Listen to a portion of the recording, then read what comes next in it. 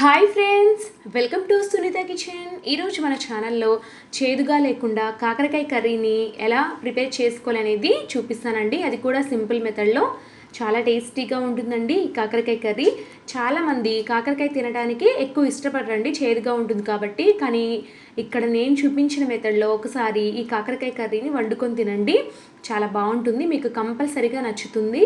ఎప్పుడు తినని వాళ్ళు కూడా ఈ కాకరకాయ కూరను తినడానికి ఇష్టపడతారు, అంత బాగుంటుంది. ఇప్పుడు తయారీ విధానాన్ని చూసేద్దాము. ముందుగా అయితే నేను ఈ కర్రీ కోసం 1/2 kg కాకరకాయలు తీసుకొని శుభ్రంగా కడిగి ఇలాగా రౌండ్ చక్రాల్లో కట్ చేసి పెట్టాను.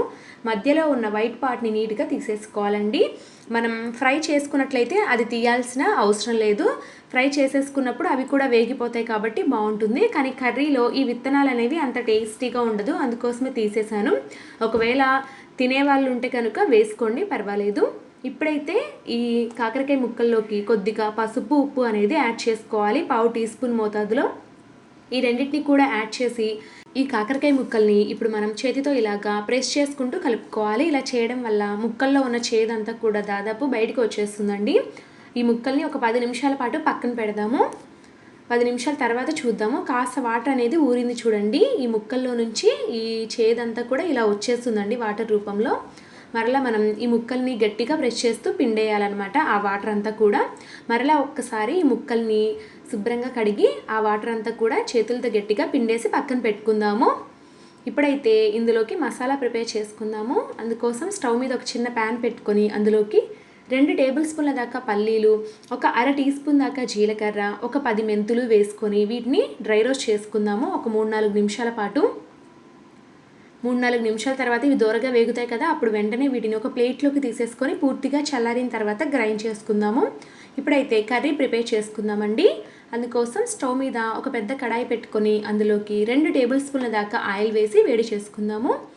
ఆయిల్ బాగా వేడెక్కిన తర్వాత ముందుగా మనం కడిగి పెట్టుకున్నాం కదా కాకరకాయ ముక్కలు, అవి కాస్త తడి అంతా కూడా ఆరిపోయిన తర్వాత ఇలాగా ఆయిల్లో వేసి వేయించుకుందాము ఒక 2-3 నిమిషాల పాటు.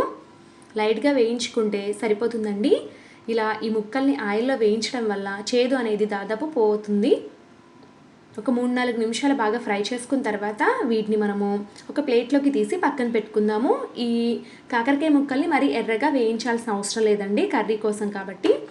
ఇప్పుడు ఈ ఆయిల్లో 1 టేబుల్ స్పూన్ దాకా పోపు దినుసులు వేసుకుందాము. ఇవి కాస్త వేగిన తర్వాత ఇందులోకి ఒక మీడియం సైజ్ ఉల్లిపాయ, 3 పచ్చిమిర్చి, ఒక రెమ్మ కరివేపాకు వేసుకొని బాగా దూరగా వేయించుకుందాము. కాసేపటి తర్వాత చూస్తే ఈ ఉల్లిపాయ ముక్కలు దూరగా వేగాయండి. ఇలాంటప్పుడు మనం 1 టీ స్పూన్ దాకా అల్లం వెల్లుల్లి పేస్ట్ని వేసి పచ్చివాసన పోయేంత వరకు ఫ్రై చేసుకుందాము. ఇంకొక 2 నిమిషాల పాటు ఇలాగే ఫ్రై చేసుకున్న తర్వాత చూస్తే అల్లం వెల్లుల్లి పేస్ట్ అంతా కూడా బాగా వేగిందండి. ఇలాంటి టైంలో ఒక పెద్ద టమాటాను ఇలా చిన్న ముక్కలుగా తరిగి యాడ్ చేసుకోండి. టమాటాను చిన్న ముక్కలుగా కట్ చేసి యాడ్ చేసుకోవడం వల్ల త్వరగా మగ్గిపోతుంది. ఇప్పుడే మనము 1/2 టీ స్పూన్ దాకా పసుపు, రుచికి సరిపడా ఉప్పు, అలాగే 1 టీ స్పూన్ పైన కారం వేసుకుందాము. ఇందులో పచ్చిమిర్చి 3 వేసాం కాబట్టి కారం తక్కువ వేస్తున్నానండి. ఇప్పుడైతే ఈ పసుపు, ఉప్పు, కారం అంతా కూడా ఈ ముక్కలకి పట్టే విధంగా బాగా కలుపుకొని ఇప్పుడైతే మూత పెట్టేసి ఒక 2 నిమిషాల పాటు మగ్గించాలి. ఇలా చేయడం వల్ల టమాటా అంతా కూడా బాగా మెత్తగా మ్యాష్ అయిపోతుంది. 2 నిమిషాల పాటు ఇలాగే మీడియం ఫ్లేమ్లో ఉడికించుకున్న తర్వాత మూత తీసి చూద్దాము. టమాటా ముక్కలు చూడండి బాగా సాఫ్ట్గా ఉడికిపోయాయండి. ఇలాంటప్పుడు ఒకసారి కలుపుకొని ఇందులోకి ముందుగానే తయారు చేసి పెట్టుకున్నటువంటి చింతపండు రసాన్ని ఇందులోకి పోసుకుందాము.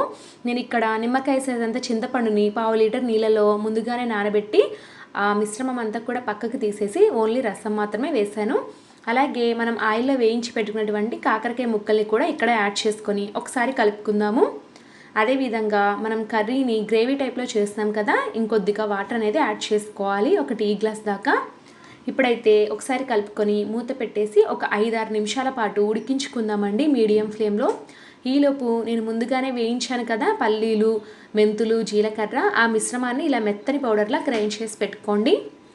5-6 నిమిషాల పాటు మీడియం ఫ్లేమ్లో ఉడికించుకున్న తర్వాత మూత తీసి చూద్దాము. కర్రీ అనేది కాస్త దగ్గర పడిందండి.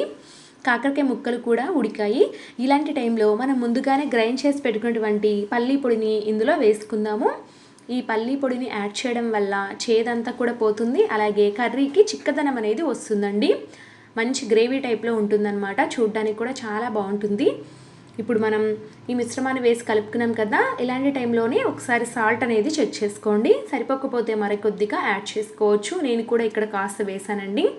ఇప్పుడైతే ఒకసారి కలుపుకొని మూత పెట్టేసి ఇంకొక 4-5 నిమిషాల పాటు కుక్ చేసుకున్నారంటే కర్రీ అనేది ఇంకాస్త దగ్గర పడి తయారైపోతుంది.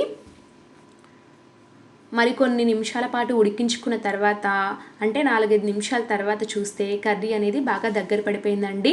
మనకి ఆల్మోస్ట్ కాకరకాయ కర్రీ రెడీ అయిపోయినట్లే. వెంటనే స్టవ్ ఆఫ్ చేసుకొని ఇందులోకి కొద్దిగా అంటే తరిగిన కొత్తిమీరను వేసుకొని బాగా కలుపుకుందాము. అంతేనండి, ఎంతో రుచికరంగా ఉండే కాకరకాయ మసాలా కర్రీ రెడీ అయిపోయింది. అది కూడా చాలా సింపుల్గా అనమాట. టేస్ట్ మాత్రం చాలా బాగుంటుందండి, చేదనేది ఉండదు. కాకరకాయ ఇష్టపడని వాళ్ళు కూడా ఈ కాకరకాయ తినడానికి ఇష్టపడతారు, అంత బాగుంటుంది. ఒకసారి అయితే కంపల్సరీగా ట్రై చేసి ఏ విధంగా వచ్చిందనేది నాకు కామెంట్స్లో తప్పకుండా తెలియచేయండి. మన హెల్త్కి కాకరకాయ అనేది చాలా మంచి చేస్తుందండి, అప్పుడప్పుడు తినాలి. సో ఫ్రెండ్స్, చూసారు కదండి, ఈ కర్రీ కనుక మీకు నచ్చినట్లయితే ఈ వీడియోని ఒకసారి లైక్ చేయండి. అలాగే మీ ఫ్రెండ్స్ అండ్ రిలేటివ్స్కి షేర్ చేయండి. Thank you for watching.